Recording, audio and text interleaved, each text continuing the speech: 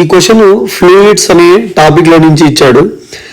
ఏమంటే ఒక ఫుల్ గా ఫిల్ చేసిన సిలిండ్రికల్ వెజల్ ఉంది, అందులో వాటర్ ని 1.6 మీటర్ హైట్ వరకు ఫిల్ చేశాడు. దాని యొక్క క్రాస్ సెక్షన్ 0.5 మీటర్ స్క్వేర్ అని అన్నాడు. అయితే ఏమి సైడ్ కి 90 సెంటీమీటర్స్ హైట్ లో, అంటే మీన్స్ 0.9 మీటర్ హైట్ లో ఒక చిన్న హోల్ క్రియేట్ చేశాడు. దాని యొక్క క్రాస్ సెక్షన్ ఏమి నెగ్లిజిబుల్ అని మెన్షన్ చేశాడు క్వశ్చన్ లో. అయితే ఒక లోడ్ 50 kg అనేది top of the water surface మీద ప్లేస్ చేసినప్పుడు ఏమి వాటర్ ట్యాంక్ పెట్టిన హోల్లో నుంచి వాటర్ ఎంత స్పీడ్ తో వస్తున్నాయో ఏమి కనుక్కోమంటున్నాడు ఈ క్వశ్చన్ లో. ఓకేనా? అయితే ఫస్ట్ ఆఫ్ ఆల్ ఏమి ఇక్కడ బెర్నౌల్లీస్ ప్రిన్సిపల్ ప్రకారము బెర్నౌల్లీస్ ప్రిన్సిపల్ ప్రకారము మనకు ఉన్న ఈక్వేషన్ ఏమి energies, pressure energy, kinetic energy and potential energy per unit volume equation. అది ఏమంటే P ప్లస్ హాఫ్ రో వి స్క్వేర్ ప్లస్ రో GH is equal to constant.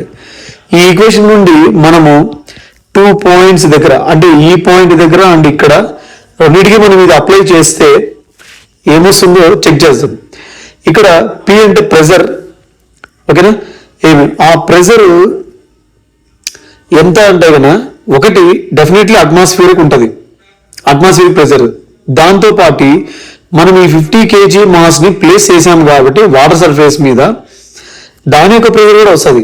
అంటే ఏం చేయాలి మనము టోటల్ గా PO plus P external plus half రో V1 స్క్వేర్ ప్లస్ రో GH1 which is equal to second point దగ్గర ఉన్న కండిషన్స్ రాస్తే PO అట్మాస్ఫియరిక్ ప్రెజర్. ఎందుకంటే ఈ సర్ఫేస్ అయినా ఇదైనా అట్మాస్ఫియర్కి ఓపెన్ లోనే ఉంది కాబట్టి రెండు చోట్ల కూడా అట్మాస్ఫియరిక్ ప్రెజరే. వెలాసిటీ V2 అనుకుంటే half rho V2 square plus రో GH2. ఓకేనా? ఇక్కడ PO టర్మ్స్ క్యాన్సిల్ అయిపోతాయి. P ఎక్స్టర్నల్ అంటే అర్థం ఏమంటే ఈ లోడ్ వల్ల వచ్చిన ప్రెజర్. ఓకేనా? అంటే ఈ ఆబ్జెక్ట్ అనేది మొత్తం ఇలా ఎక్స్పాండ్ అయిందనమాట. ఈ సర్ఫేస్ మొత్తానికి ఇట్లా ఎక్స్పాండ్ అయిందనమాట కంప్లీట్గా ఇట్లాగా. కాబట్టి నేనేం చేయాలా, మొత్తం సర్ఫేస్ అంతా రాయాలా, మొత్తం సర్ఫేస్ ఏరియా రాయాల్సి వస్తుంది అనమాట. ఓకేనా? రైట్. అంటే ఆ ప్రెజర్ మనం ఎట్లా ఫోర్స్ పర్ యూనిట్ ఏరియా. ఇక్కడ ఫోర్స్ ఎవరు అంటే gravitational force on 50 kg mass mg divided by area plus half రో V1 స్క్వేర్. V1 అంటే అర్థం ఏమంటే ఈ చిన్న హోల్లో నుంచి వాటర్ ఇలా బయటికి వెళ్ళిపోతూ ఉండగా దీని యొక్క లెవెల్ తగ్గుతూ వస్తుంది అనమాట. ఎంత స్పీడ్తో తగ్గుతూ వస్తుంది. ఇది క్వశ్చన్లో మెన్షన్ చేసినట్టుగా ఏరియా అనేది నెగ్లిజిబుల్ కాబట్టి ఈ సర్ఫేస్ ఏరియాతో కంపేర్ చేసుకుంటే ఇది ఎంత స్పీడ్ అయినా రాని ఇందులో వాటర్ లెవెల్ అంత ఎక్కువ స్పీడ్తో ఏమి రెడ్యూస్ అవ్వదు. ఆల్మోస్ట్ ఆ V1 వాల్యూని ఏమని తీసుకుంటామంటే జీరోని తీసుకుంటాం. చాలా స్లోగా తగ్గుతూ ఉంటుంది అన్నమాట వాటర్ లెవెల్ కాబట్టి. అందుకే ఈ కేసులో V1 బదులు 0 పెట్టేస్తున్నాం. ప్లస్ రో GH1 అండ్ ఈ రో GH2 అనేది ఇటువైపు తీసుకొని వస్తే మైనస్ అవుతుంది. మైనస్ రో GH2 ఇటువైపు ఇంకా హాఫ్ రో V2 స్క్వేర్ మాత్రమే మిగిలి ఉంటుంది. ఓకేనా? MgA plus rho G common తీసేస్తే H1 minus H2 which is equal to half rho V2 square.